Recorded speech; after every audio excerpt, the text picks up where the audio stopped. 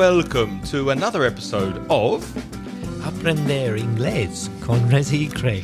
My name's Craig. My name's Reza. And we're going to help you grow your grammar, perfect your pronunciation, and vocalize your vocabulary. You remembered. Well done. In this episode, Reza and I will be speaking about alternative medicine. Medicine that is not generally accepted in traditional medicine, such as aromatherapy, acupuncture, etc. But before that, I just want to say hello to Salui, who is a lovely lady I met recently in Malaga at a podcasting conference. Now, Salui has two podcasts, and I'd like to recommend them to you. One is Sobre Perros Pod, which is celebrating their 100th episode, Sobre Perros. So congratulations, Sobre Perros, on 100 episodes of your podcast. And also, Salui has another podcast called physiotherapia.com. I'll put links to both of those podcasts if you'd like to listen to them at inglespodcast.com/126.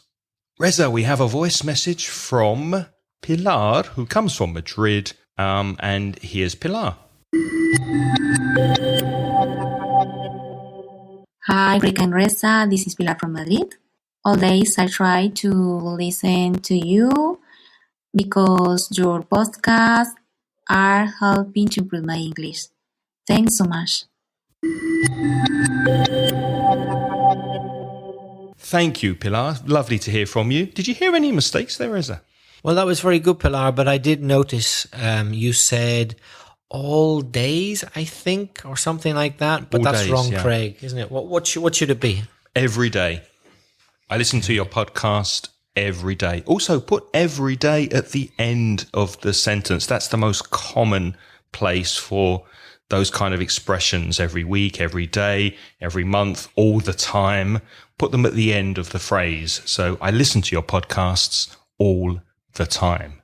But you did remember listen to, so that was fantastic. We hear so many mistakes with forgetting the preposition to after listen. Listen to a podcast. And Craig, I would say the only way you can remember things like dependent prepositions, preposition going with certain verbs, listen to, is by, for example, listening to podcasts a lot. Yes. That's how you'll remember. If you just write down in your notebook, your English notebook, oh, listen to, oh, good, now I'll remember that. No, you won't.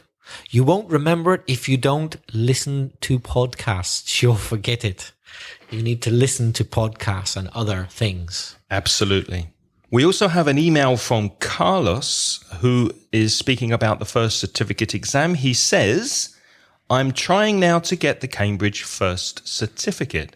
So I was looking for some audios in the internet in order to train my listening skills when I found your podcasts by chance. I'd like to tell you that not only are your podcasts really useful to improve my listening and grammar skills, but they are also very funny. Thank you, Carlos. I have a good time with them.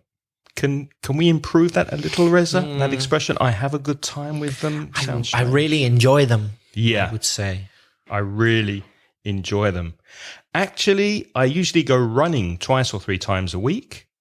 And I do that listening to your podcasts, your episodes. Sometimes you guys make me laugh and people look at me running and laughing.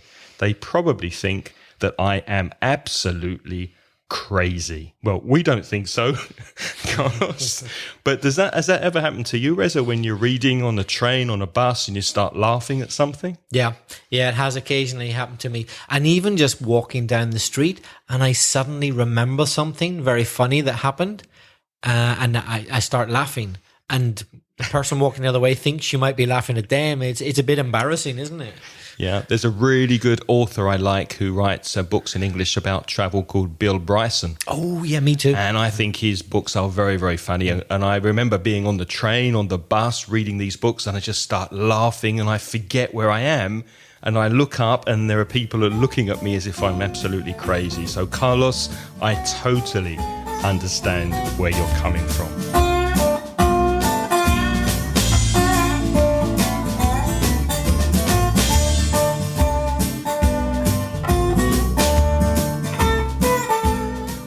alternative medicine. We received an email from our friend Eva Garcia Romo, who says, Reza, would you like to read this one? So she writes in her email, "Hello, Craig. It's me again. Sorry, but nowadays I teach English in a wellness clinic to therapists, personal trainers, and so on. And I really need your help to talk about vocabulary and expressions in this area." Well, you don't have to be sorry, Eva. We're happy to help. Would it be possible to have something about this in a podcast? Thanks in advance for your always kind help. Best regards, Eva. Thanks, Eva. Yeah, thanks for the suggestion. So we're going to accept your suggestion and talk about alternative medicine this episode. We have spoken about more traditional medicine and medical vocabulary in previous episodes, but alternative medicine is a separate kind of area, isn't it? It's not. I think it's looked at as a separate field. We'll have to go gently here, Craig. We'll have to proceed with caution because it so happens by chance that quite a few students of mine happen to be doctors of conventional medicine. Ooh, conventional medicine, the enemy.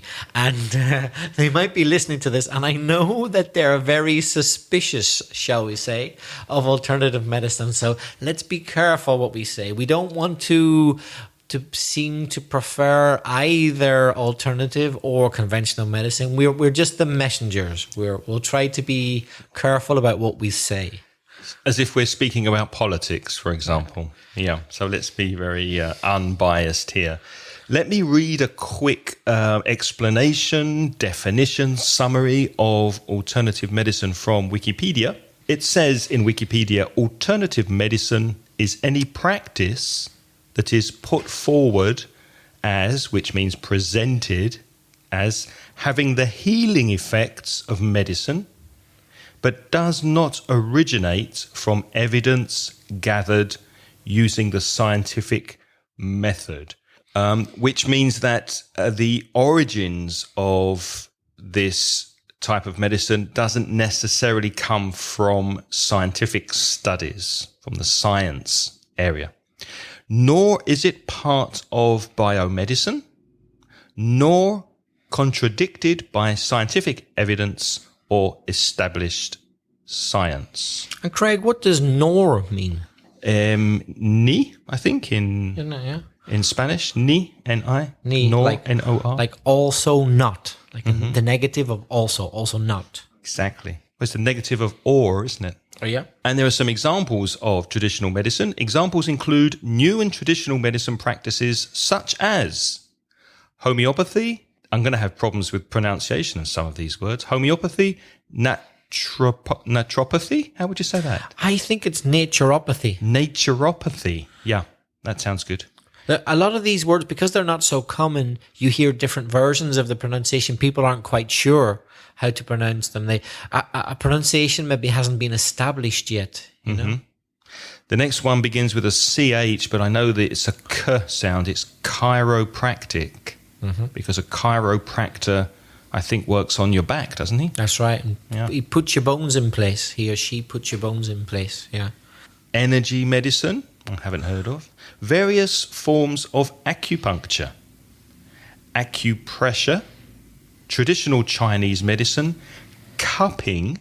C-U-P-P-I-N-G. That's with hot cups, isn't it, on your skin? Well, yeah. You not like cups for a cup of tea, but they're usually glass or clay. Yeah, like a cortado size cup. Yeah. Yes, or possibly bigger. Apparently, it's very popular in China. My Chinese students are always talking about it. It's very popular there today. I think it's supposed to draw the poison and the bad energy out of the body using heat. Ayurvedic? No, that's not right, is it? Ayurvedic, isn't it? Why don't you continue? Okay, well, I'll go on if you like. I'm having problems with this. No. I might be saying it wrong myself. I don't know. Ayurvedic medicine, which is kind of closely related to yoga. It's tied in with yoga. There's Ayurvedic yoga and there's Ayurvedic medicine, right? The next one I'm not very familiar with myself. Craig, what's Sekotsu? Sekotsu, Japanese kind of bone setting that's connected and related to judo. So it sounds like the Japanese version of chiropractic, putting your bones in place. Yeah, Exactly. Yeah, that's what it is. And Reiki, I think you know more about that than I do. Reiki. not a lot, but someone once did Reiki on me, and I didn't think it would work, but I must say I think it did. What does it involve? There are many things you can do in Reiki. They can put their hands on you or near you and transmit energy to help you in some way.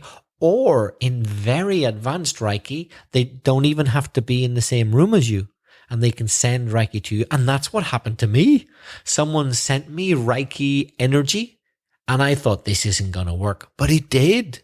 Or maybe it was just coincidence that when they said they sent it, I felt much better that day. Who knows? I'll never know if it really worked.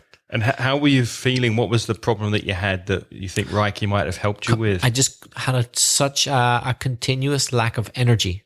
And the person told me that they would send me energy, but they weren't going to tell me when they did it because that would be too easy. And I wouldn't believe them because I was a skeptic. That means I didn't want to believe. I said, okay. And then one day that week, I felt like a lot of energy had come my way. And so I said to them, okay, when did you supposedly send me this Reiki energy? And the time they said was exactly when the energy came to me. Amazing. Yeah. Have you done it since, or you just did it that once? Just that once. But I must admit, I didn't expect it to work. But who knows? Maybe it was just coincidence that day I felt more energetic. I can't scientifically tell you that it worked. That's the thing, isn't it? With these alternative medicines, you can't really prove it. You can say you felt better, but is it because of the medicine, or is it because of that you wanted to feel better? And it's the placebo effect. We'll speak about that a little later. Next one we have on the list, Bach flowers remedies. Have you heard of that one? Yeah, been around for a long, long time. Not. It's been around, I think, since possibly the late 19th century.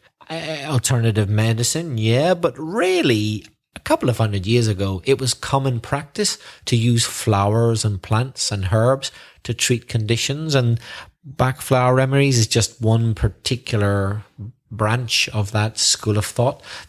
Because flowers and plants probably do have certain chemicals and fragrances in them which affect your body. That sounds very similar to the next one, which is aromatherapy.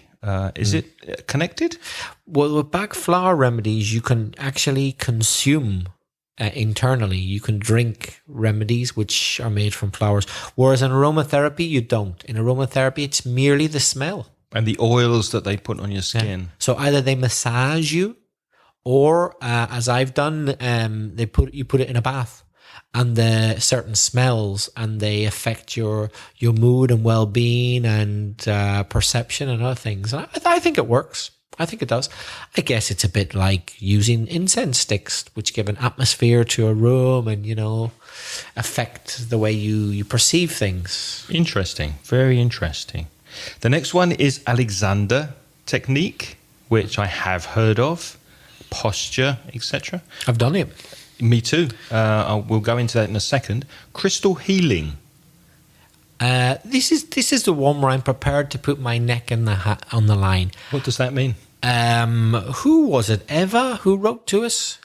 For me, crystal healing is the closest one to a load of bull. I won't complete the word bull, but many people understand that bull means rubbish. I'm putting my neck on the line for this one. What does put your neck on the line mean? I'm going to take a risk. Maybe I'll be criticized. But for me, I'm going to say publicly, I find it very hard to believe that crystal healing works. How would you describe it in one sentence? Using rocks and stones to make you feel better. I find that a bit hard to believe. I'm very skeptical of that one. I don't completely rule it out. That means say, it doesn't work, but I'd be surprised if it did. And I certainly wouldn't pay anybody any money for crystal healing. I'm sorry, Eva. What about you, Craig? I don't know much about it. I think it's using precious stones and crystals, using the energy that's inside them or some special properties that they have to help you. No, I don't think that's. Find that hard to believe. I don't buy it, which means I don't accept it. I don't believe it. What's shiatsu? I've actually done shiatsu. Strangely, I did shiatsu in Belfast, and it was performed by a Valencian practitioner, quite strangely, and she was very, very good at it. It's basically traditional Japanese massage. It's massage, yeah? But traditional Japanese style. Were you impressed by it? Did it help? Oh, yeah. Very much so. Is it a hard, painful kind of massage? More than traditional kind of Western or other types of massage. Yeah, they use quite a lot of force. And strangely, as far as I know, in traditional shiatsu, there's no contact with the skin. So how do they massage you? You wear a thin layer of clothing. You don't need to touch your skin. Is that for modesty or for... I don't know, but that's the tradition. Is skin contact is not necessary. Interesting. Yeah. The next one I've heard of, but I'm not too... I think you know more about this than I do. Reflexology. I haven't tried that, but I have a feeling that there's probably a lot to it. To say that there's a lot to something or there's something to it means that it probably works or it's worth considering. I think it's the idea that your feet affect the health of your entire body. So reflexology is all about your feet. There's diagrams where they divide your feet into areas, and by rubbing or putting pressure or maneuvering certain parts of your feet, it could affect your liver, your heart, your eyes, your bones, but using your feet. That's what it's all about. Interesting. Okay. And chromotherapy or color therapy, I have no idea what that is. I've vaguely heard of it, but common sense would tell me that it's using colors to affect your mood and your perspective and your outlook on life. Well, I believe that because the reason that lots of fast food restaurants are in red and very bright colors is to make you the opposite of relaxed, to make you want to move and a bit tense so that you don't sit at the same table for a long time. Yep, they have that study, don't they? The marketing guys from all those. So these are huge multinational global chains, and they believe in chromotherapy. Mm-hmm. They use it. No, and I think that's true. And blue, I think, is very relaxing color. Some colors are more relaxing. Some colors have different effects on the eyes, on the brain. And finally, Christian faith healing, which is very popular in parts of America, I know. What is that, Craig? I think it's by community, getting in touch with God and using belief to make you better, or believing that God is acting through you. And it's very community based, and you sing and you chant, and it's very popular on TV in America. That's obviously depending on what you believe in. But, you know, if it works, a lot of these things, if they work for you, maybe they're not bad. You know, if they work for you and they make you feel better, then I'm sure they're worth it. We don't have time to look very closely in depth about all of these different types of alternative medicines, but we are going to look at 4 in particular and then see if we believe or not, in our opinion, that they actually work. So we'll look at homeopathy, acupuncture, aromatherapy, and the Alexander technique. But first, some vocabulary. Reza, we've already spoken about some areas of vocabulary and some words connected with this topic. Any more that you can think of? Well, did we use the verb to treat? I don't think so. Well, treat's a very important word, not only for alternative medicine, but also for conventional, hospitals and that type of thing. Conventional medicine. If you treat a patient, that means you're trying to help them. Right. And be careful of the pronunciation, because the spelling is T-R-E-A-T, but the vowel sound is E. So it's treat, not triat. Treat. To treat someone for something. And the noun is treatment. Craig, are you receiving any treatment at the moment? I am. I'm being treated for... The preposition is for with treated. I'm being treated for high uric acid, which comes from eating too many rich foods, probably too much alcohol in the past. I'm taking a conventional medical treatment of pills to try and reduce the level of uric acid in my body. And it seems to be working. Yeah, it's perhaps strange terminology for Spanish listeners, but we normally say for hospitals and doctors and the things that we know in the West, we call that conventional medicine. Not traditional medicine. Traditional means what it says kind of from centuries ago that is still practiced today, but maybe like in villages and that type of thing. But when you go to a hospital and that type of treatment, we call it conventional medicine. Although it's strange because one country's traditional medicine could be another country's alternative or another country's conventional. Let me give you an example. In the Chinese health service, they use acupuncture.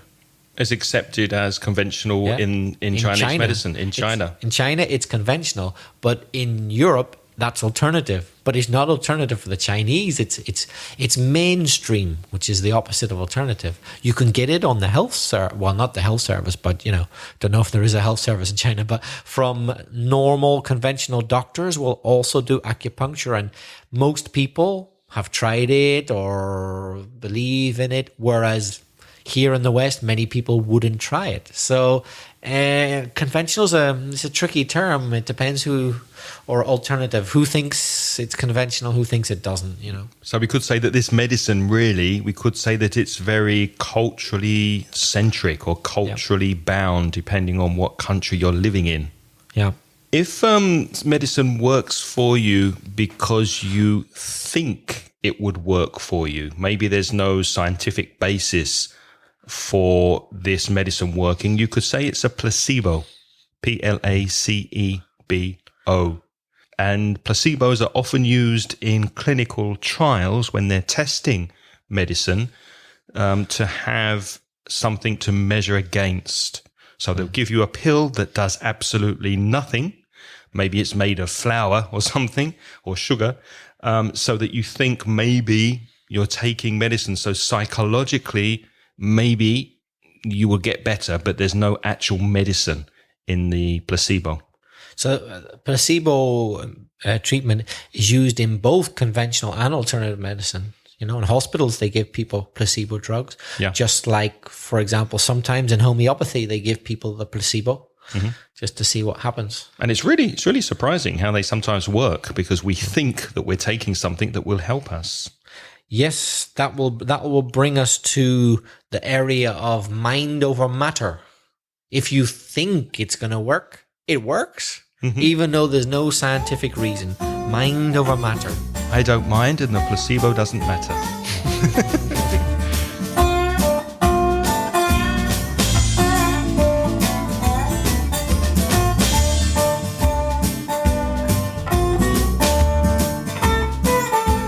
Let's look at a collocation. What collocates, what verb goes together with research?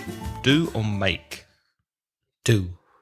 Yeah. Do research. You can also say carry out research, the phrasal verb. To carry out research means to do research.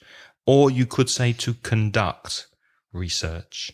Many conventional doctors complain that alternative medicine hasn't carried out enough research to prove that it's really effective. Whereas generally for conventional treatment, they're obliged to carry out or to conduct a lot of research before any new drug can be approved for sale. Whereas alternative medicine, you can basically give anybody anything. There's no strict laws about it. Exactly. Scientific studies, another collocation. Science, la ciencia, and scientific is the adjective. So scientific studies. We've got a word which might be tricky to spell for some people. Pseudoscience. The first letter isn't S, it's P. It's a silent P. P-S-E-U-D-O, science, pseudoscience. So pseudo is a prefix which appears with other words. It means kind of false or not exactly what it seems, right? Or not 100% really authentic. So if it's pseudoscience, it's not real science, but it's kind of pretending, or faking science. Can you think of other words that begin with pseudo? Pseudo-intellectual. Someone who pretends, I'm intellectual, I know a lot, I know what I'm talking about. But if you really think about what they're saying, they don't actually know much. A charlatan, charlatan, a charlatan, someone who pretends to know something that he or she really doesn't know. Someone who fingir in Spanish, who pretends to know something that they don't. Maybe they use pseudoscience to convince you, but it's not real science, for example. That would be a charlatan. Or maybe they use mind over matter, but they just hope that you convince yourself you'll get better, and you do, but they have no science to prove it. We used that phrase, that expression before, mind over matter. How would you explain that? Well, it's believing that your thoughts can, in themselves, produce physical effects, that you don't need any physical treatment or medication to have an effect. Just to want it, it will happen. So if you focus on pain and you convince yourself it's not painful, then your mind is controlling the physical sensation of the pain. Right. Do you think that's possible? I think it is. I think it's very hard, very difficult, but I do believe it's possible. I do too. I think, some people feel pain in different ways. Some people can suffer pain or accept pain easier than others. So I do think that there's something mental in the way you accept and deal with pain. Yeah, I absolutely believe that. But I agree, it's not easy. I mean, most people would agree, wouldn't they? Most people would agree that if someone has a very serious illness, which could possibly even kill them, if they have a really positive attitude about getting better, their chances of getting better are much higher than someone who thinks, I'm going to die, I have no chance, I'll never get better. Just that simple attitude makes a big difference. That's partly mind over matter, isn't it? Yeah, it is. To cash in on something, to cash in, the phrasal verb, to make money from a popular trend or fad. For example, the shopkeeper is cashing in on the popularity of crystal healing by starting to sell expensive healing crystals in his shop. So he's making money on people's need to buy crystals. He's cashing in on it. He may not even believe in it himself. He just knows people will pay a lot of money for these things, so I'll sell them. In other words, he could be a charlatan. I reckon there's a lot of charlatans in the world of alternative medicine. I'm sure the majority are perfectly honest people, but I reckon there are some charlatans cashing in. What do you think, Craig? Yeah, they're taking advantage. They're taking advantage of people's illnesses and cashing in on their needs. I suppose, is it alternative medicine or alternative therapy? Perhaps we could say things like tarot card reading and that type of thing. I know it's a slightly different area, but it's kind of connected. For me, it's complete nonsense. I don't believe a word of it, and I don't mind going on record as saying that to the whole world. But plenty of people do. Oh, yeah. And people cash in, and everybody knows who's ever been in Spain.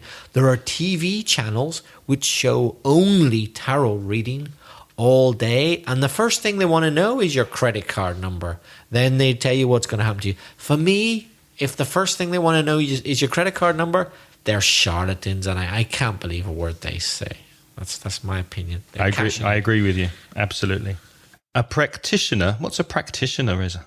Well, I would say in the world of medicine, it's just someone who practices medicine. It could be a normal conventional doctor, a GP, for example, or a surgeon, or it could be an acupuncturist, could be an alternative medicine practitioner, someone who practices medicine.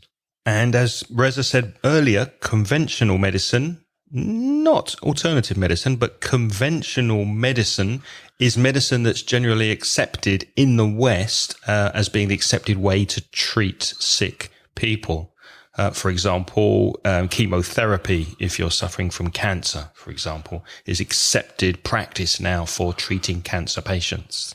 Whereas most alternative medicine practitioners would not be keen on chemotherapy because although it's a treatment, it's very destructive to your body at the same time. And generally alternative medicine likes to avoid aggressive treatments. They prefer to treat the body as a whole rather than, just blast you with radiation and that type of thing. Mm-hmm.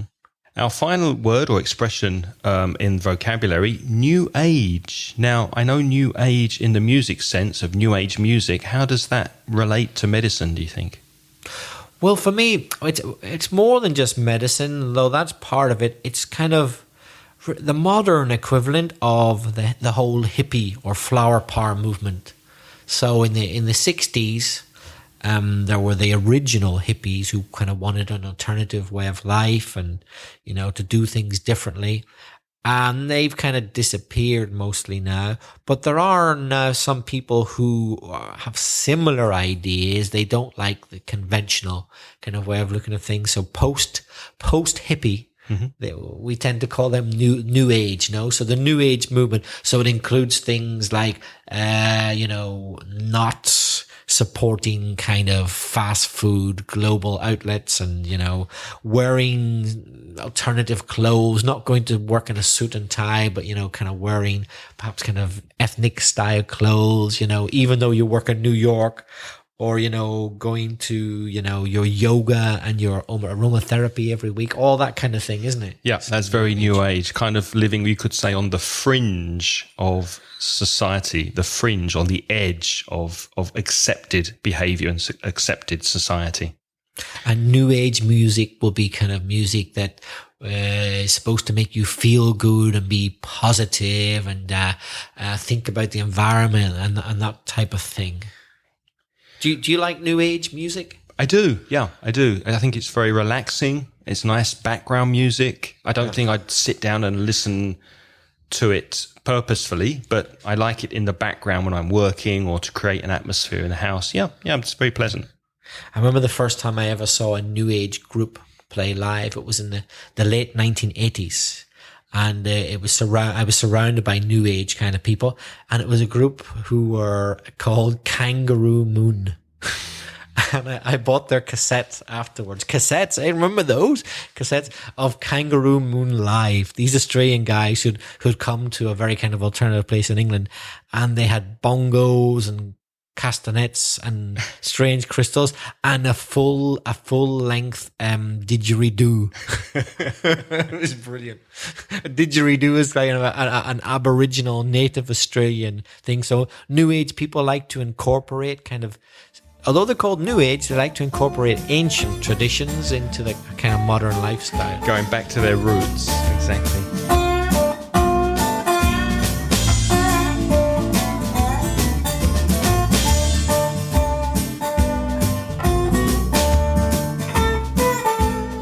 Okay, let's look at our first area of alternative medicine, which is homeopathy. I won't read all of the definition that I've taken from Wikipedia, but I will put it in the show notes that you can find at inglespodcast.com/126. But just very quickly, what is homeopathy? I didn't know for sure, so I checked it. It's a natural form of medicine used by over 200 million people around the world to treat acute and chronic conditions. What's the difference between an acute condition and a chronic condition? I think we mentioned this when we were talking about conventional medicine. Yes, it applies to that as well. We did. I remember. So acute is something which arises, which comes up quickly and perhaps is maybe quite extreme, but hopefully you can treat it quickly and it will go away. Whereas something chronic is something that you've had for a long time and you're going to have it for a while and it might never go away if you're unlucky. That would be a chronic condition. Okay. So homeopathy is based on the principle of like cures like. To cure is curar. So like cures like, which means a substance taken in small amounts will cure the same symptoms it causes if it were taken in large amounts. So I suppose you're taking small parts of something that then would help you get. Is that a good summary? As far as I know, you're taking microscopic amounts, barely perceptible amounts, but your body, of course, knows you've taken them and reacts against it. The idea is your body reacts to what you've been given, and so it fights against it. So then does it create an immunity, an immune system against what's harming you, what's hurting you? It kind of persuades your body that it needs to fight against it. Of course, if they give you too much of it, you'd just feel really bad, but they give you just enough to set off the immune reaction. But are they safe to use, these medicines? Are they safe for the body? I think so. If you get a practitioner who knows what they're doing. I must say, I tried homeopathy many years ago for something and it didn't work. But that doesn't mean I don't believe in it. I think in my case, I was just a bit unlucky. I'm not sure the homeopathic practitioner was very good that I had, but I know other people have had great success. And I've never really heard of anybody who's felt worse after doing it. Well, it isn't just for herbal medicine, is it? Because I read that caffeine can be prescribed by homeopaths under the name coffea as treatment for insomnia. So they give you a little bit of caffeine to help you get to sleep. Is that right? That would be the thinking behind it, yeah, because your body then fights against this thing which is keeping it up. Yeah, of course, if they give you too much caffeine, you would just stay up all night. The key is the tiny amount. It's got to be very small amounts. I understand. Right. So to summarize, Wikipedia says homeopathic preparations are not effective for treating any condition. Large-scale studies have found homeopathy to be no more effective than a placebo, suggesting that any positive feelings that follow treatment are only due to the placebo effect and normal recovery from illness. Now, those are not our words. Those are the words of Wikipedia. Yeah. What was your personal experience? Did it work for you? No, but my personal opinion is that it probably can work for certain conditions, but not for others. Right. I have the feeling that no medicine, conventional or any alternative therapy, can cure everything. But I'm sure if you combine things, you can. And for me, homeopathy didn't work, but for many of my friends, it has. Before we move on to acupuncture, which is our next area, just a quick mention of a website I found while I was researching this called quackwatch.com.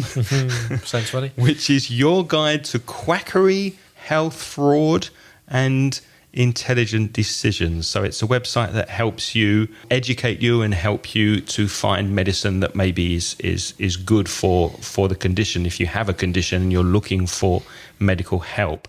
Quackery, how would you describe a quack in medicine? Quack is the noise a duck makes. Quack, quack, quack. Yes, that's for true. Medicine. But that's not the meaning here. A quack doctor or a quack practitioner is a charlatan, somebody who doesn't really know what they're doing or, in fact, only wants your money, but they're trying to convince you that they can really help you. That's a quack. So quackery is the practice of false therapy. Charlatans. Acupuncture. What is acupuncture? Reza, would you like to read the definition of acupuncture from Wikipedia? Their definition says, acupuncture is a form of alternative medicine and a key component of traditional Chinese medicine involving thin needles being inserted into the body. Traditional Chinese medicine theory and practice are not based upon scientific knowledge, and acupuncture is commonly described as pseudoscience. There is a diverse range of acupuncture theories involving different philosophies. Techniques vary depending on the country. It is most often used for pain relief, though it is also used for a wide range of other conditions. It is generally only used in combination with other forms of treatment. Well, as you were saying, in China, I suppose that's part of the general medical care that your family doctor will give you. So he'll give you things to help your illness, and acupuncture as a complementary treatment. Yeah. That's a good expression. Yes, complementary medicine. Yes, that's added to conventional medicine. So acupuncture is a great complementary therapy, isn't it? So needle in Spanish is aguja. Needles, needles, agujas. And apparently the conclusions of many trials and systematic reviews of acupuncture are largely inconsistent. And here's a quotation. An overview of medical reviews found that acupuncture is not effective for a wide range of conditions. It may be effective for only chemotherapy-induced nausea and vomiting after operations, and some kinds of headaches. And it may alleviate or help certain types of pain. So all of these modal verbs, like it may be effective, it may alleviate pain, it may not. So there's no proof, there's no consistency in the results of testing acupuncture. Now, I had acupuncture recently to help with an attack of uric acid, and the pain did go away. It got better. But I was also taking conventional medicine. So did it go away from the conventional medicine, or did it go away and get better because of the acupuncture? I don't know. It wasn't painful. The needles going into the skin wasn't really painful, but it wasn't comfortable. It wasn't anything that I would want to repeat. So I have no conclusions. I really can't say if it worked or not. Well, in my own personal experience, it's been quite a few years, but acupuncture did work for me. For certainly when I was lacking energy and I wanted a boost of energy, it gave me a lot of energy. Before I tried it, I was skeptical. That means I didn't think it would work, but I thought, I've got nothing to lose. I'll try it. But I was surprised. I felt very, very energized after the first session. And I did a couple more times, and it gave me a lot of energy. I've got two questions for you. How long did the treatment go on for? You said 3 sessions. Was that like 3 weeks? Or? Yeah, something like that. 3 sessions of 3 weeks. And I could have gone on longer, but I just didn't have enough money at that time to keep on doing it. Quite expensive. But each session was successful. It gave me a lot of energy, a lot of energy. And which part of the body did they stick the needles? Oh, all over. All over? Yeah, from one in my stomach, between my belly button, and my waist. What's your belly button? Ombligo. Just kind of under there, which I was a bit worried about. There, my hands, in between my fingers. That's not very nice there. Yeah, that hurts a bit. On my head. One on my head, not to treat the head. Where they stick the needle isn't necessarily where they're treating. So mine was about tiredness and energy, and they put it in my head, but they weren't trying to treat my head. Mm-hmm. Or if they want to treat your liver, sometimes they put one in your foot. It's strange. The body part doesn't correlate to where they put the needle in. But I'm actually a believer in acupuncture from my own personal experience. But I'm sure it doesn't work for everything, but for some things, yeah. Okay, well, I'm pleased it helped you, but I'm still skeptical. I'm not convinced. What about acupressure, which is basically acupuncture but without the needles? So instead of putting a needle in, they find the same point, but they just put pressure with their finger on the point. Would you go for that rather than the needles? I would try most things. Because I can't really give an opinion if I haven't tried something. But I'm not sure I'm not convinced about the energy lines in the body and the relationship between pressure and alleviation of pain. So I'm skeptical. But if something works for other people, then great, fantastic. Why not?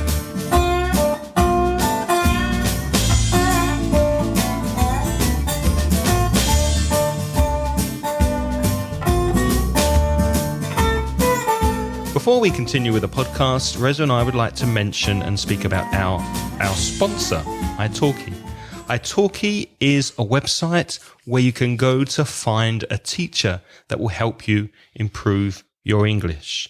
You study one-to-one with a teacher that you choose on their website, And that's very convenient if you have problems of time, if you're working or you're very busy and you can only study at 11 o'clock in the evening, for example. You can study at a time that's convenient to you and a price that you can afford.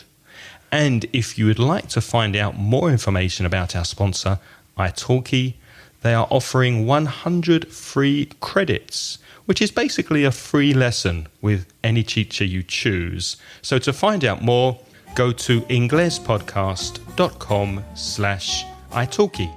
And Reza and I would like to thank italki for sponsoring Aprender Inglés con Reza y Craig.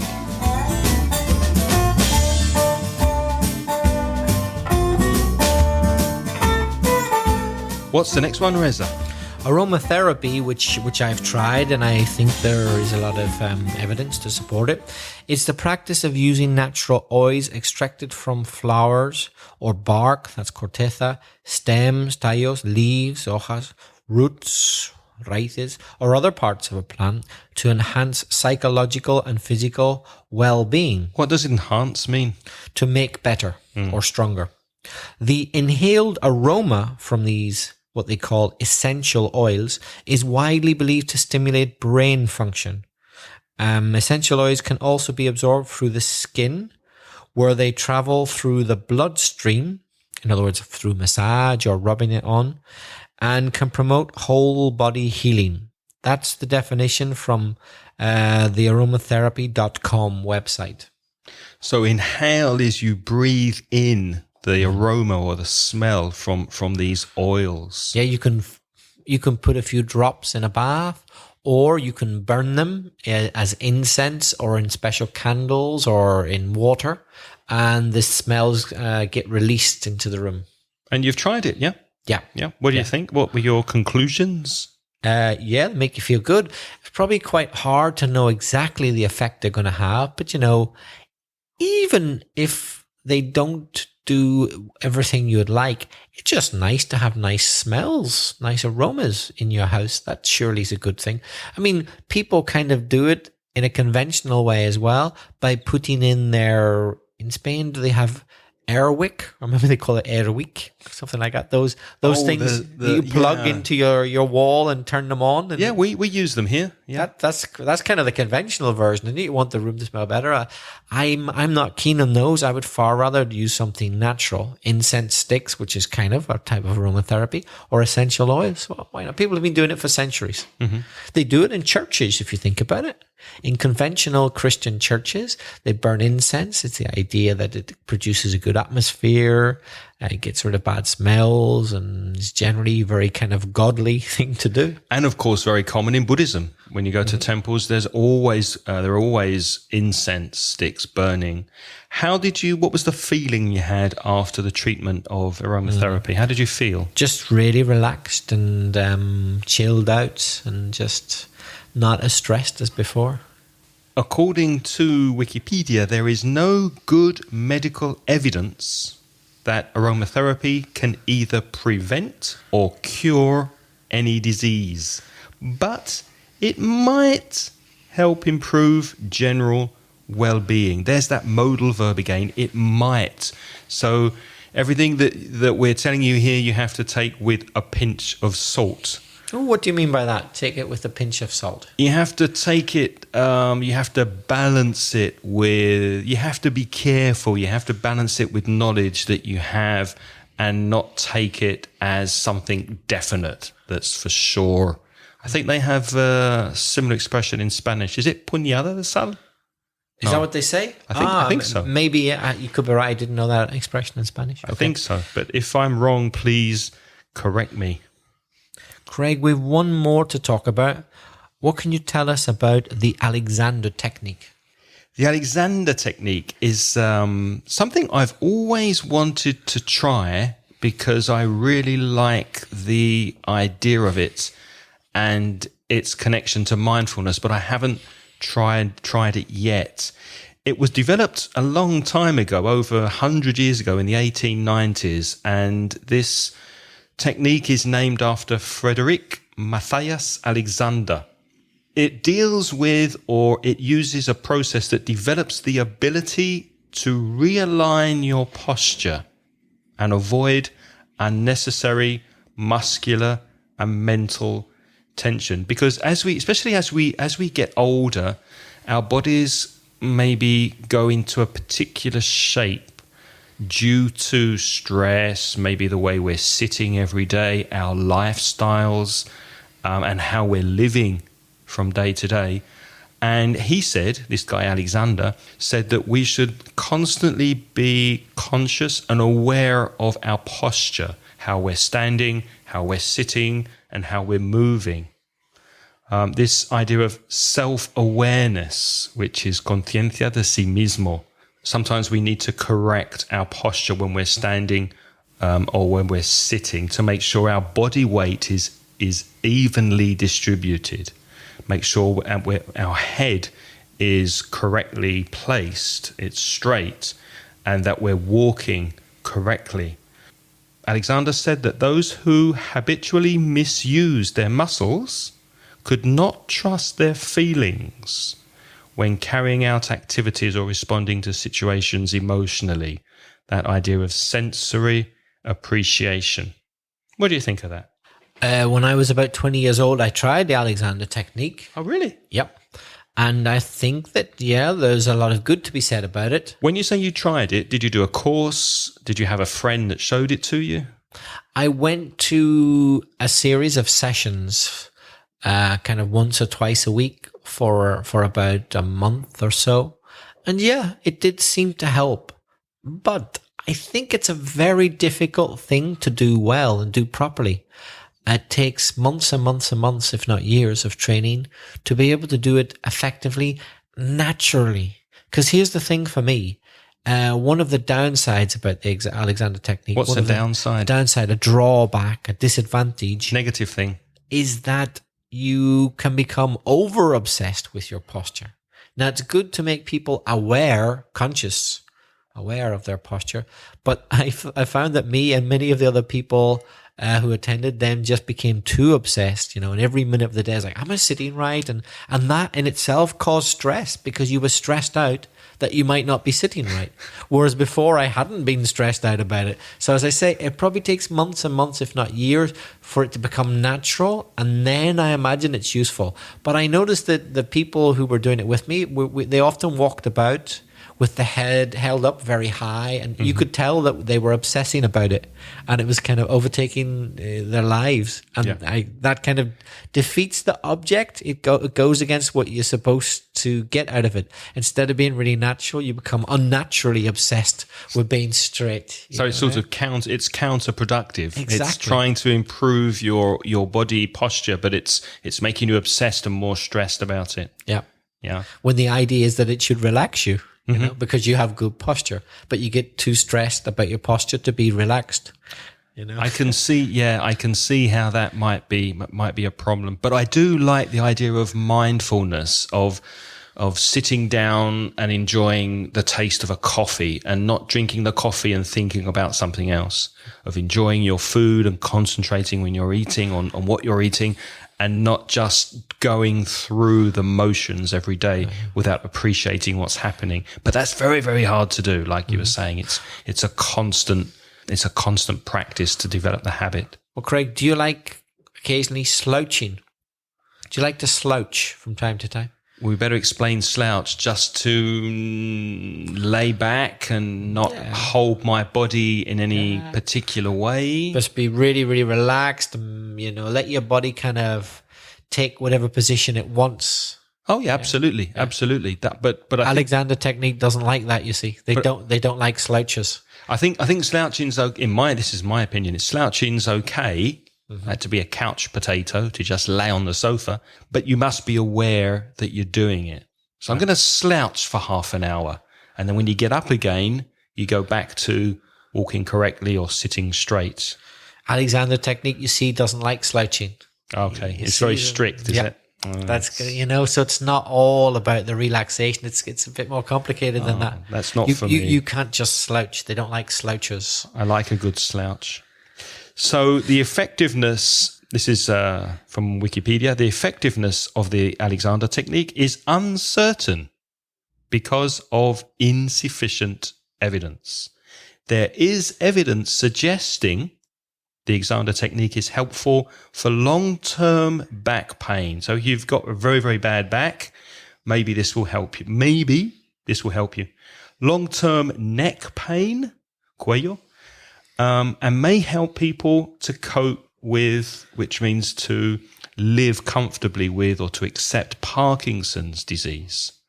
But little evidence that it helps any other medical conditions. So if you've got Parkinson's, if you've got a bad neck pain, if you've got back pain, maybe you could try this to see if it helps. And there's more information about the Alexander technique on our website at inglespodcast.com/126. And now it's your turn to practice your English. Do you have a question for us or an idea for a future episode? Thank you very much, Eva, for sending us your question on alternative medicine. And if you have a question like Eva, please send it to us by voice message at speakpipe.com/inglespodcast, or send us an email with a comment or question to me, Craig, at inglespodcast.com.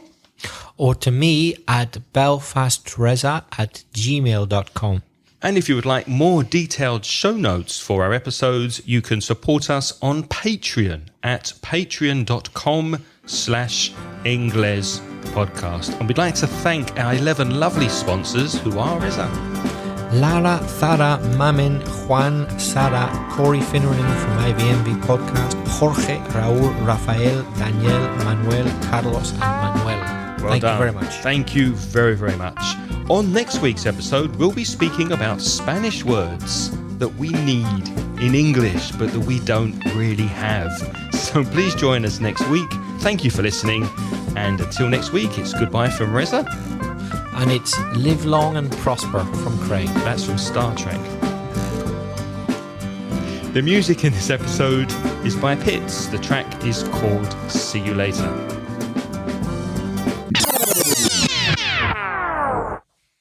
Hello and welcome to another episode of Aprender con Resi Craig. Aprender